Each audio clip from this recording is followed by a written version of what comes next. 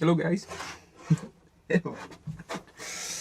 Today I'm very happy to actually welcome you in Toyota Supra, in which we won the recent round in Riga. I'm still overwhelmed a bit by saying that, but that's exactly what happened. The car is still in a shape as it's exit the track. It still has the marks and the destroyed tires after the celebration of this beautiful moment that happened recently. And now let me tell you a bit what actually happened during this beautiful weekend from the perspective of our team, of course.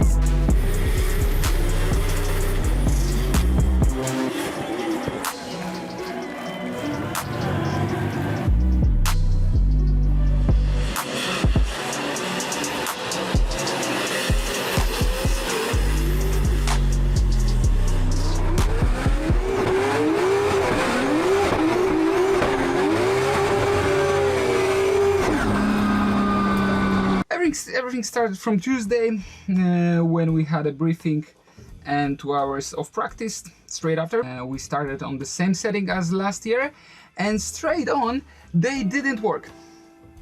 The settings didn't work at all. The car has felt like it has too much grip, and we simply didn't know what to do. After the 8 laps approximately, we felt like the car isn't ready for the competition. It wasn't good on a lead, it wasn't good on a chase. It felt slow but grippy, it felt hard to control simply. In the end of the day, we all agreed that it doesn't make sense. Excellent conclusion.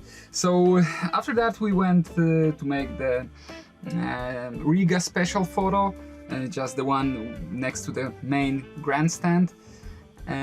We gathered all our thoughts, we figured out some ideas for the next day, what we could improve, and yeah, just went to the hotel. I honestly couldn't sleep that night.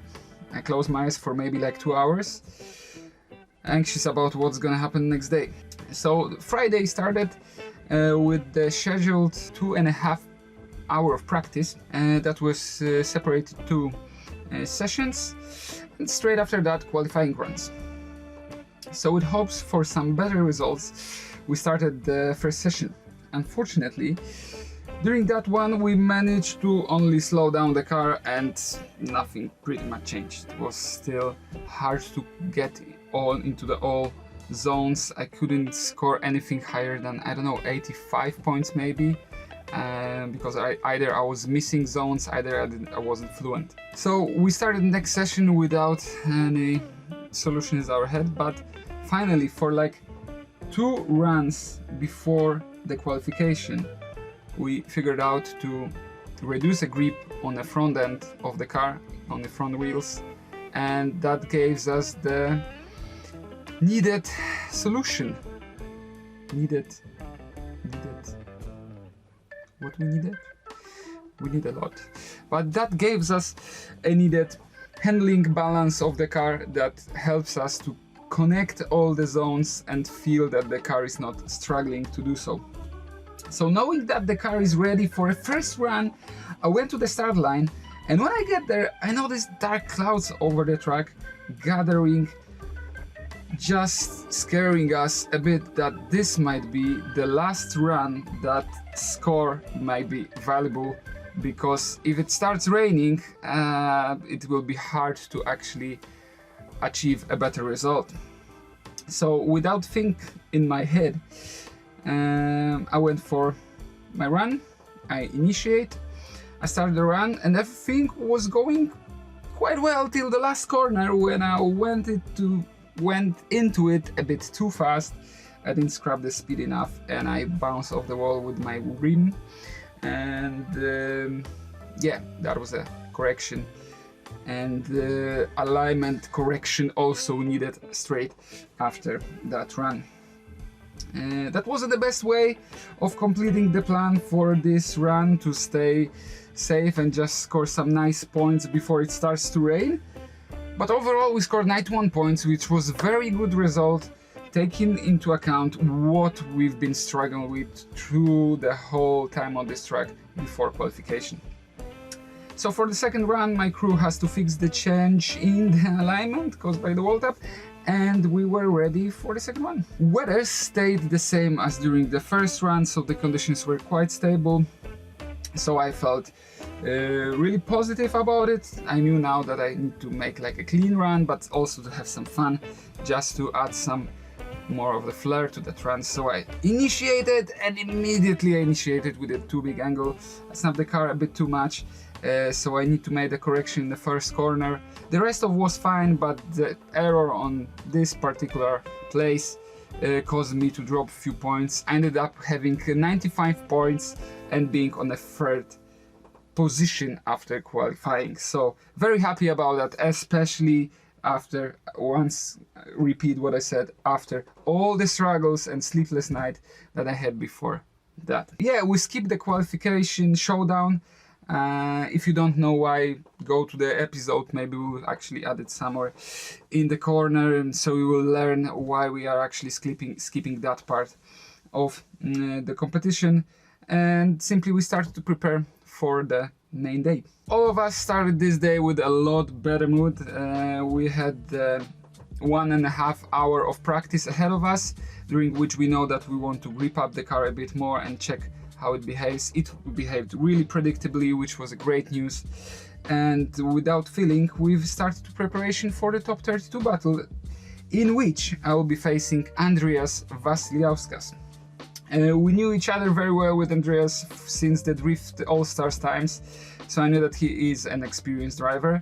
He's also known to drift the newest BMW chassis recently, and this time he showed up in this brand new shiny full carbon Kevlar M2. This car definitely looks spectacular. During my lead run everything seems fine apart from the fourth outside zone, which I catch just with one wheel. The thing was that Andreas was just behind, so I knew that my chase will need to be quite active if I want to stay in the game.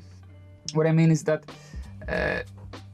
after that run I heard from the radio that he was quite close. I need to stay as good behind him as I can without being lost in the smoke, because this is a big part in this track where you can just lost in the smoke and no one will feel sorry, you're just out. That was the time to switch the position and stay behind.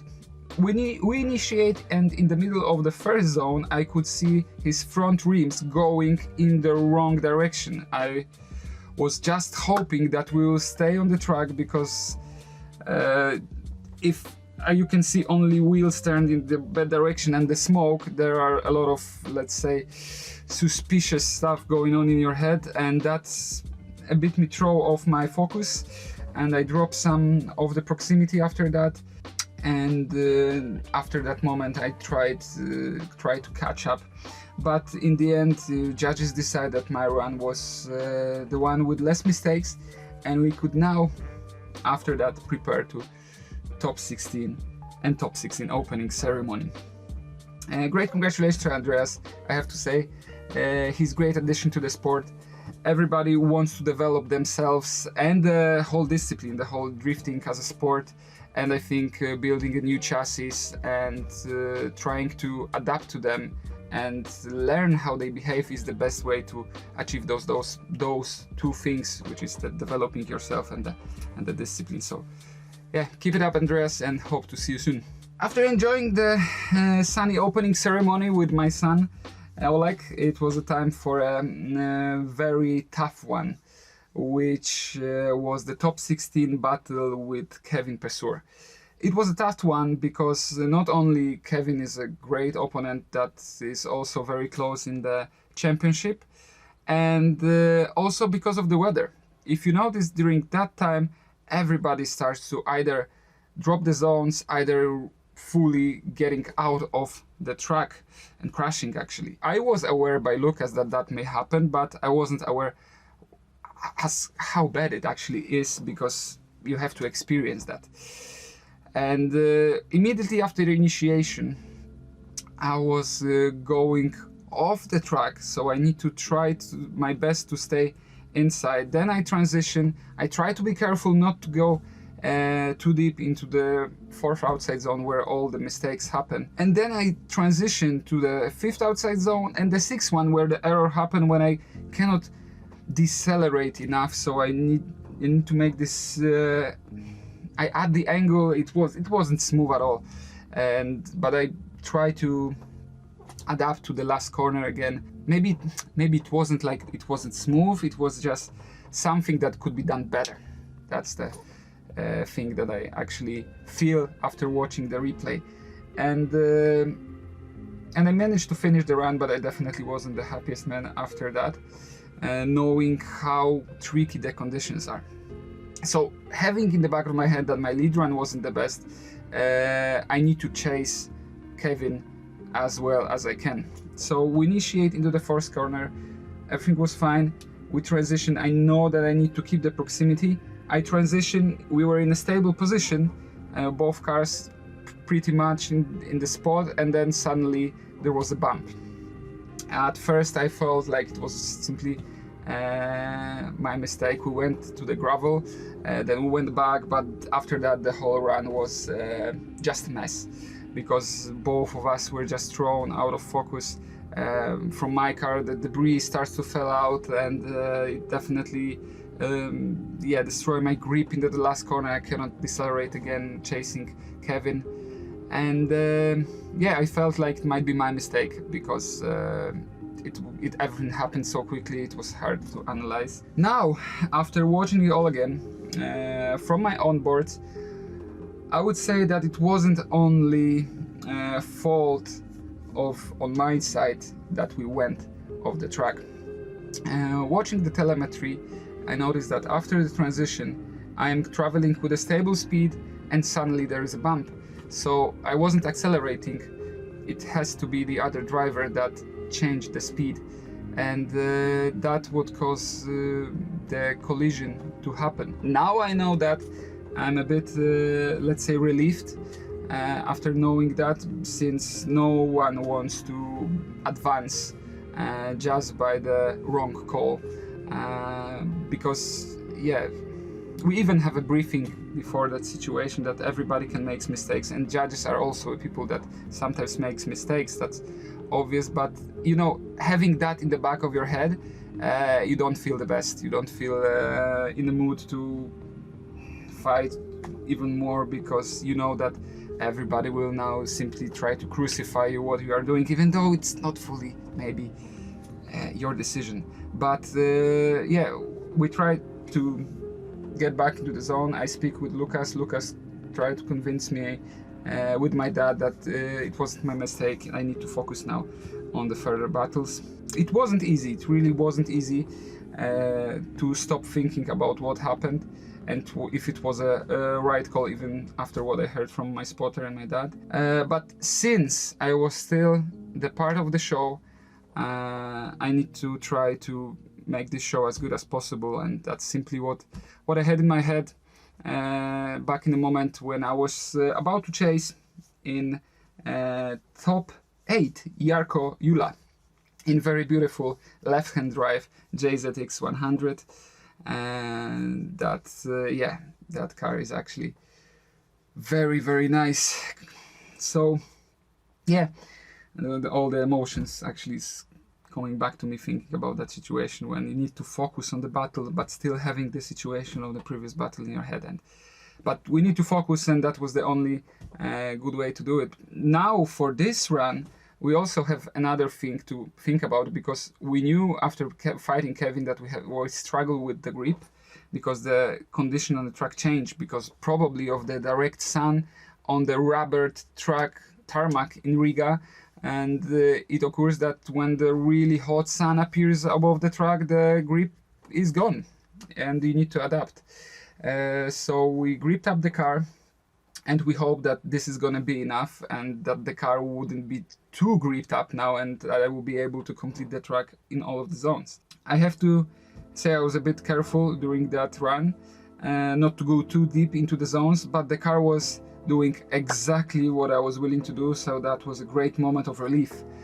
I heard that my opponent has a correct chase but could be a bit closer, so now I need my best to stay close enough not to make any mistake. We went to the second part of the battle, initiated and went into a bit too much to the inside.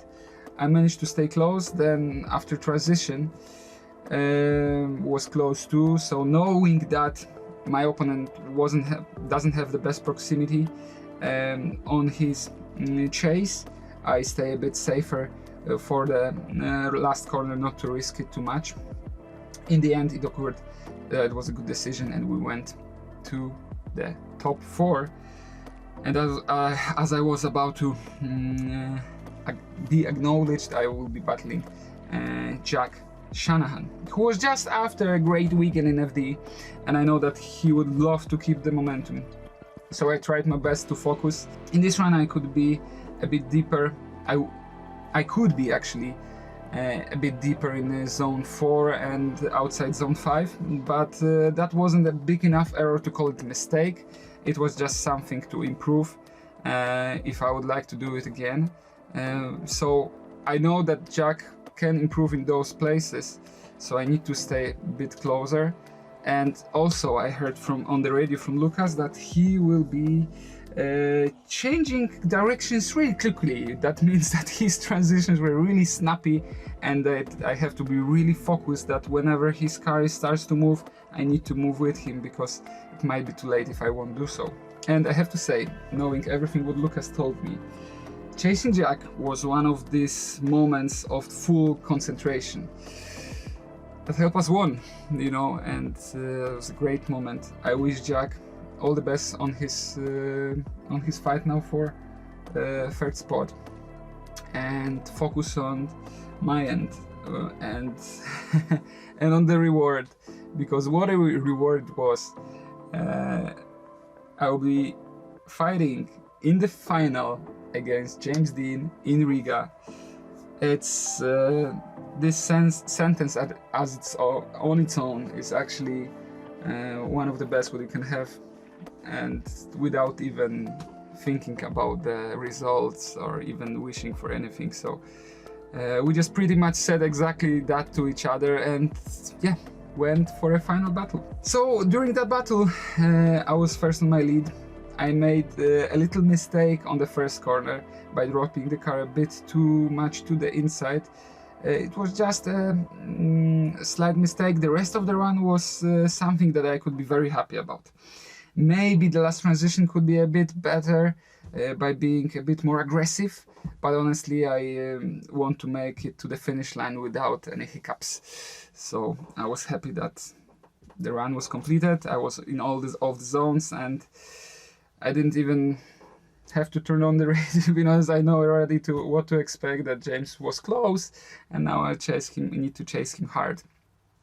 But what I also was acknowledged during that radio call, that James is doing a nice transition to the second corner where he's accelerating really hard, so I need to be focused not to lose him on that transition. So with that in my head, we went for the second run, and I managed to stay close, but then I noticed that we are a bit wider than we usually was in that place. Then I noticed a bit of a cloud of dust, but after that it was a moment for transition, and then the only thing that I had in my head, like, just keep yourself close because he will be accelerating here. So I did this transition, and yeah, that was one of the best probably second corner that I did in my life in Riga while chasing someone. Yeah, it could be a bit smoother.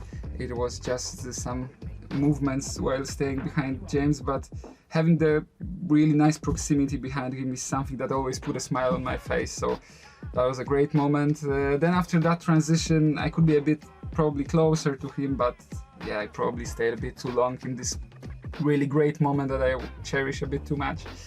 And then we transition again, knowing that the previous part was quite good. I just want to make a safe, stay on the edge, like let's say, of safety and still close proximity, not to make it too much, just to not to make a mistake, foolish mistake on the last corner. And yeah, we finished the run. I tapped his doors in the end, and that's it. That's pretty much the runs in Riga. We went to hear the call, to hear the result, and when the result drops, to be honest, that was one of the best moments in my life. The craziest celebration started. My son jumped on me, my friend and idol congratulate me to won in Riga. Fans cheer me up, my family wish me happy birthday, which are about to happen the next day.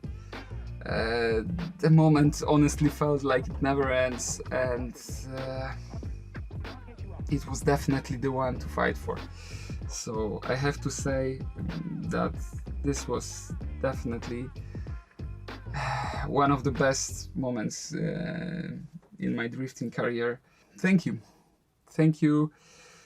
Simply I cannot express how thankful I am to everyone who were the part of that journey to that moment.